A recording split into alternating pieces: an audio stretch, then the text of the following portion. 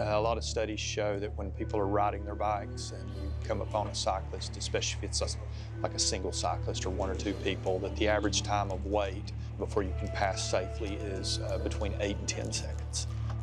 Very cognizant of that the person in front of you is a brother, a sister, a mother, a father. It's someone that has family members just like you do. Passing maybe when it's not proper or doing that kind of thing and endangering someone is just not worth it. There's no logical reason as to why I still get to ride and they don't. It could have been any one of us. How did y'all find us? I found y'all about 25 or 30 years ago. Oh, okay. You've been a customer for a while. Okay. My name is Sam, by the way. What is yours? Huh? Sandy. Sandy. Okay. And yours? Tim. Tim. Nice to meet you, Tim. We don't understand how short our time could be with someone. It's a great loss to liberty because, to be honest with you, right now we're struggling. We know we've got to figure out a way to replace an irreplaceable person. The accident that killed 2 bicyclists last night in Madison County. A third rider was also injured after a dump truck drove into the oncoming lane, hit the cyclist, and overturned. He was a recovering accountant. He worked for an accounting firm in Indiana, and to be honest with you, he needed more people time. And being in the bike shop gave him that. It gave him something he was passionate about. He was an absolutely beautiful individual. Laughed at just everybody. He was infectious.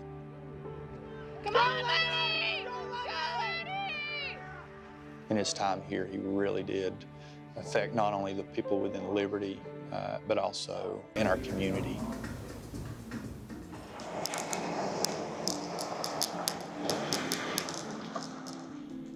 My name is Brooke. I'm an off-road cyclist based in Durango, Colorado, but I was born and raised in Asheville. You're doing it. Very first time riding a bike. There she is. There she is. Come riding right to me. Right to me. Good job. Woo-hoo-hoo. You did it. As soon as I discovered biking, it quickly became one of the biggest aspects of my life.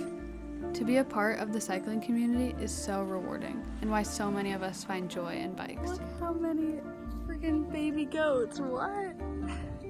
I never got the chance to meet either of them. I'm just a member of this community, someone who's built their life around cycling. And for reasons I'll never understand, I still get to ride, and they don't. All right, going over there. All right.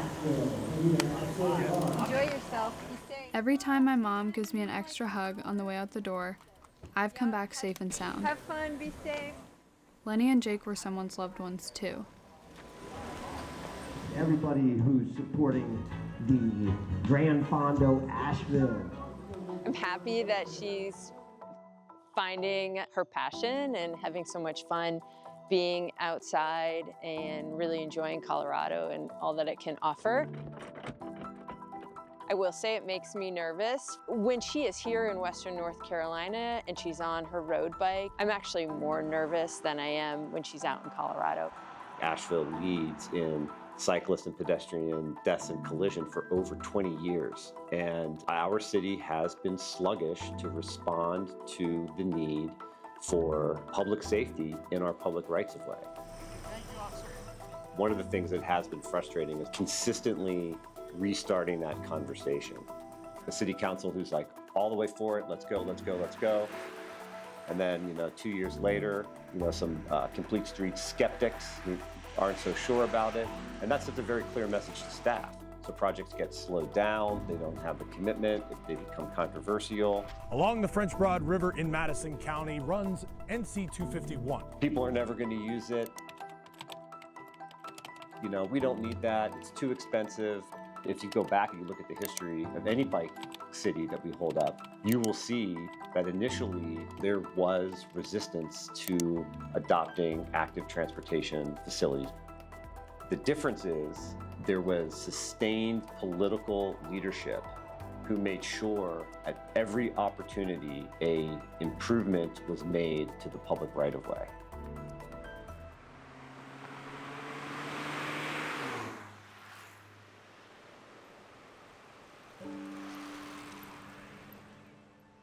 People assume that roads are only for motorists, but that is just not the case. These roads are public rights of ways. Each one of us has an undivided share to the public utility, no matter the mode of transportation. I gotta slow down for the camera, right? I mean, if I'm working this hard, I might as well get on video, right? There you go. As for Highway 251, cyclists have been here for decades.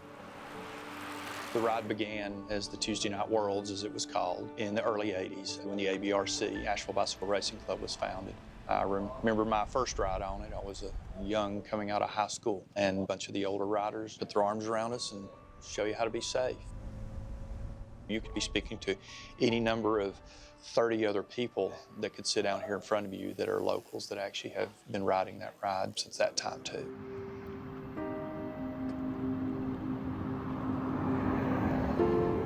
There was comment during the ride, from what I hear from others, of how low the traffic was that night.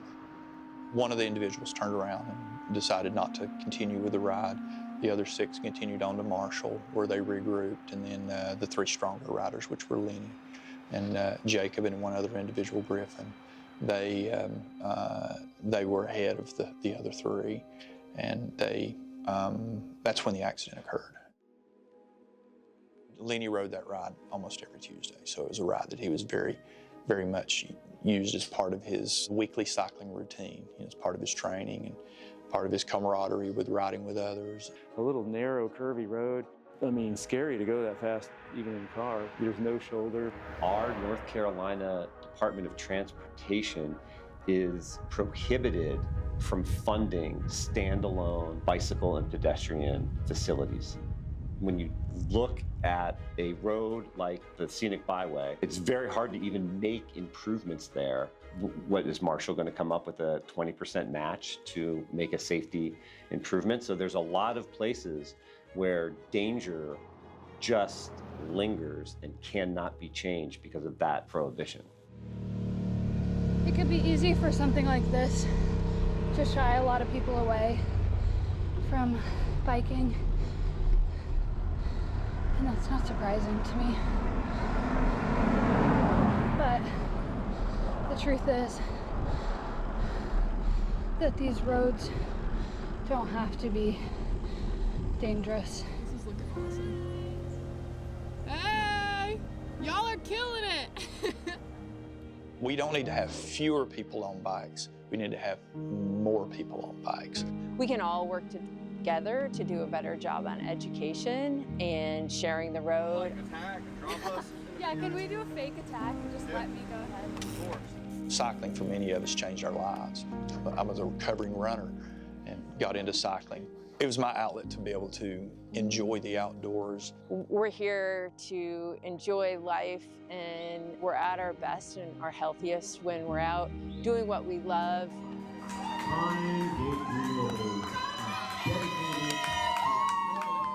And I think that the more people that experience it, the more they'll understand who we are as cyclists. And the more people we have riding bikes, when they're in their car, they'll understand what we experience as cyclists.